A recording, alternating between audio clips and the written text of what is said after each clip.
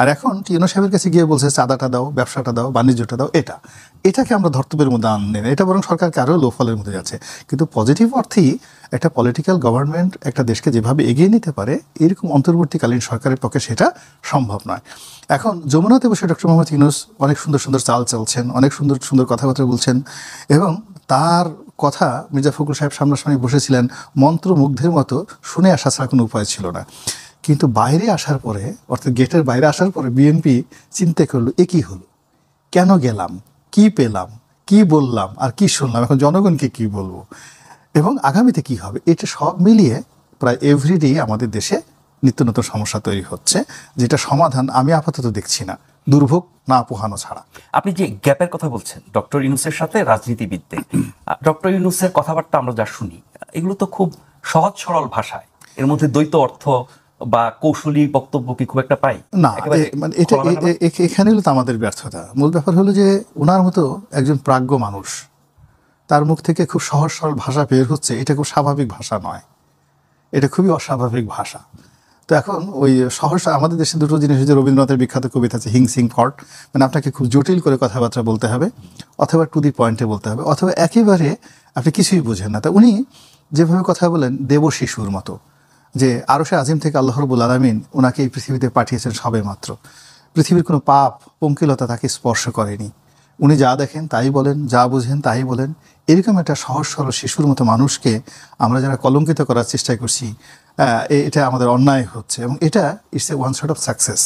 তার যে বাচনভঙ্গি, তার যে কথা, এই কথার মধ্যে তিনি যে সরলতাটা ফুটিয়ে তুলছেন, এবং আমাদের মাস পিপল, আপনি গিয়ে দেখেন ইতিমধ্যে কিন্তু মার্চ ফর ইউনূস, তাকে 5 বছর চাই, 10 বছর চাই, এই তার এই সরলতার কারণে, যে আমাদের রাজনীতিবিদরা যে ভাষায় কথা বলে উনি সেই ভাষায় কথা বলছেন না। আড়ালে কি কিছু আছে না, এটা উনি বলতে পারবেন, আর ওনার আল্লাহ রাব্বুল আলামিন বলতে পারবেন। আমরা তো এখনো পর্যন্ত মনোজগতে আমার অবস্থা এখন ওই পর্যায়ে যায়নি, আমি শুধুমাত্র বাস্তব অবস্থা যেটা দেখছি, যে উনি এবং ওনার সহকর্মী, উনি এবং ওনার যারা স্টেক হোল্ডার, তাদের মধ্যে আকাশ পাতাল পার্থক্য, চিন্তা চেতনা কর্মে সব কিছুতে। তার এই বক্তব্য আগামীতে আরও 2-3 বার চেঞ্জ হবে, আরও 2-3 বার চেঞ্জ হবে, ফলে এটা ওনার লাস্ট কথা নয়।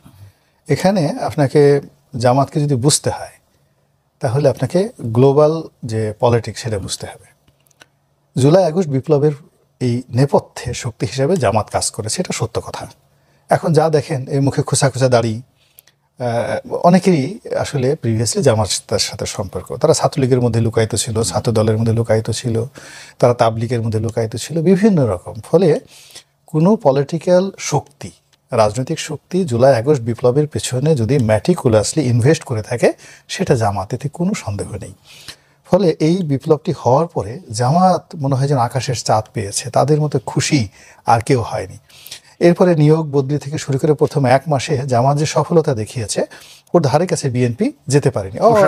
হ্যাঁ, প্রশাসন, অল কে পোস্টগুলো, এবং আরও ভালো ভালো জায়গাতে প্রশাসন, বিশ্ববিদ্যালয়ে, আপনার বিশ্ববিদ্যালয়গুলো চিন্তা করেন, ধরেন একটা বড় মার্কেট যেখানে 100 কোটি টাকার ট্রানজ্যাকশন আছে, ধরেন 100 কোটি টাকা, তা সেখানে জামাত দখল করেছে। আর বিএনপি করেছে কি, ওই মার্কেটের সামনে যে ময়লা আবর্জনা আছে বা ডিশের কানেকশন দেয়, ওটা নিয়ে বিএনপির 2 গ্রুপে মারামারি করেছে। তো যার জন্য আপনি বুঝেন যে জামাতের যে সফলতা আর বিএনপির সফলতা কোন জায়গাতে। তো ওই সময়টাতে আমি একটা সেই আগস্ট মাসের বোধহয় 7-8 তারিখে আমার একটা টেলিফোন কনভারসেশন ভাইরাল হয়ে গেছিল। একজন জামাতের নেতা ফোন করেছিল, তখন আমি বলেছিলাম যে আগামীতে যে সময় আসছে সেই সময়তে সবার আগে বিপদে পড়বে জামাত, তারপরে বিপদে পড়বে বিএনপি, এরপরে ইলেকশন কবে হবে না হবে সেটা হলো পরের ব্যাপার। তো ওটা নিয়ে বিএনপির অনেক লোক রাগ হয়েছে, জামাতেরও অনেক লোক রাগ হয়েছে, কেন কথা বললো। এবং এখন দেখেন পুরো পরিস্থিতি ওয়েস্টার্ন ওয়ার্ল্ডের কাছে এমনভাবে চলে গেছে যে বাংলাদেশে একটা জঙ্গিবাদের অভ্যুত্থান হয়েছে। এবং এই যে সকল, ধরেন হিজবুত তাহরির সঙ্গে জামাতের কিন্তু সম্পর্ক ভালো না, রিভার্স সম্পর্ক, কিন্তু পশ্চিমারা মনে করছে হিজবুত তাহরির এন্ড জামাত আপন ভাই। আবার ধরুন কওমি মাদ্রাসা যারা আছে, কওমি লাইনে যারা আছেন হুজুর, এদের সাথে জামাতের বিরোধ, হেফাজতের সাথে বিরোধ। তারপরে যে যারা মাজার ঠাজার পীর মশায়েখ আছে, তাদের সঙ্গে তাদের বিরোধ। কিন্তু অ্যাজ এ হোল এই যে বাংলাদেশে যে একটা ফান্ডামেন্টালিজম আসছে, ইসলামাইজেশন আসছে, পশ্চিমাদের যে ইসলাম ফোবিয়া, এর পুরো রাগটা, ক্রোধটা আসছে জামাতের উপর। ফলে আগামীতে বিএনপি ক্ষমতায় আসুক বা ডক্টর ইউনূস ক্ষমতায় আসুক, তাদেরকে, পশ্চিমাদেরকে ঠিক রাখার জন্য এদের বিরুদ্ধে অ্যাকশনে যেতে হবে। এবং যখন এই রাষ্ট্রীয় অ্যাকশনটা সবার আগে জামাতের উপরে আসতেছে, this is one. Second thing হলো, জামাত এই সময়টাতে মনের আনন্দে সে ভুলে গেছে যে তাদের অস্তিত্বের সঙ্গে বিএনপি জড়িত। বিএনপি না হলে জামাতের অস্তিত্ব থাকতো না।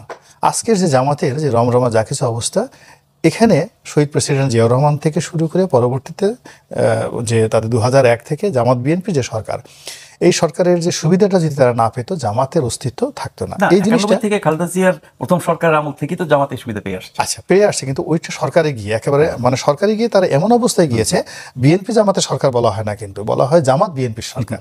তো যাকে নিয়ে তো সেই জায়গা থেকে তারা স্বতন্ত্র একটা বলয় তৈরি করার চেষ্টা করেছিল। তারা সমস্ত ইসলামিস্ট পার্টিগুলোকে একত্র করার চেষ্টা করেছিল। তারা তরুণদেরকে নিয়ে আলাদা একটা প্ল্যাটফর্ম করা তৈরি করেছিল, এনটি আওয়ামী লীগ এবং এনটি ভারত এবং এনটি বিএনপি, এবং পুরো জিনিসটাতে তারা ফেল করেছে, একেবারে ফেল করেছে। ফেল করার ফলে এই সময়টাতে এসে তারা দেখছে যে বিএনপির ক্রোধ তাদের উপর পড়েছে, মানে সাধারণ মানুষের ক্রোধ তাদের উপর পড়েছে। আওয়ামী লীগ তো তাদেরকে এখন হেরিকেন দিয়ে খুঁজছে, ভারত তাদের উপরে ক্ষুব্ধ, পশ্চিমা ডোনাল্ড ট্রাম্প এখন শুধু বারবার ইসলামী টেরোরিস্ট বলছে। এই টোটাল চাপটা আলটিমেটলি জামাতকে বহন করতে হবে, এবং এজন্যই আসলে তারা বিএনপির কাছে ফিরে যেতে পারে। তারা সেই চেষ্টা করছে। মানে এই যে উনি যে গিয়ে লন্ডনে গিয়ে বেগম জিয়ার সাথে দেখা করলেন বা তারেক রহমান সাহেবের সাথে দেখা করলেন, মূলত ওই জায়গাতে সে রুটে ফিরে যেতে চাচ্ছে, কিন্তু এটা অনেক দেরি হয়ে গেছে। এখন এটা সম্ভব হবে না, কেননা মানুষের জীবন হয় কি, কিছু কিছু জায়গা রয়েছে, কিছু কিছু ক্ষেত্র রয়েছে, যখন আপনার কর্মফল ভোগ না করে আপনি সেখান থেকে রিটার্ন আসতে পারবেন না। যেমন শেখ হাসিনা যে কাজগুলো করেছে, আমি 14 সনে বলছি যে ওনার যদি আজকে পতন হয়, ওনার ক্ষয়ক্ষতি কম হবে, আর যত দেরি যাবে তত ওনার ক্ষয়ক্ষতি বাড়তে থাকবে। তো এখন জামাত গত 7 মাসে যে কর্মকাণ্ডগুলো করেছে, বিএনপি স্বপ্নেও কল্পনা করতে পারে না এই জীবনে কখনো যে জামাত তাদের বিরুদ্ধে কথা বলতে পারে। জামাতের যারা শিবিরের লোকজন, ছাত্রদলের লোকজনকে ইউনিভার্সিটি থেকে, কলেজ থেকে পিটিয়ে বের করে দিতে পারে, এই কথা তারা স্বপ্নে কল্পনা করতে পারেনি। ফলে এখন আপনি জামাতের আমির, আওয়ামী লীগের অনুপস্থিতির কারণে তারা মূল প্রতিপক্ষ হয়ে গেল না ওটা না, তাদের একটা জিনিস হলে কি, তাদের বিশ্বাসটা, তাদের কতগুলো বিশ্বাস হয়েছে, তারা অনেক বড় যেমন হয়ে গেছে। না, তারা আগের থেকেই মনে করে তারা অলি আল্লাহ, তারা ভালো মানুষ, তারা জান্নাতে যাবে, এবং তাদের সাথে তারা জান্নাতের টিকিট কাটে, নিয়মিত জান্নাতের টিকিট কাটে। তাদের ধরেন 200-র মতো লোক আছে যাদেরকে বলা হয় রোকন। এরা তাদের ইনকামের নির্দিষ্ট একটা আয়ের 5% to 10% জামাতকে দান করে। তো এই যে লোকগুলো, গ্রামের 2 লাখ 2.5 লাখ লোক যে এই টাকাটা জামাতকে দিচ্ছে, তো কেন দিচ্ছে? বেহেশত পাওয়ার জন্য। তারা তো মাদ্রাসার শিক্ষক, সে তো আর চেয়ারম্যান মেম্বার হতে চায় না। তো এই জন্য তারা বেহেশতের টিকিট কাটে। তো এটা সাইকোলজিক্যালি, মনোবিজ্ঞানের দৃষ্টিতে, তারপরে দর্শনের দৃষ্টিতে খুবই ডেঞ্জারাস একটা বিষয়, যখন একটা মানুষ মনে করে আমি ভালো আর বাকি সব মানুষগুলো খারাপ।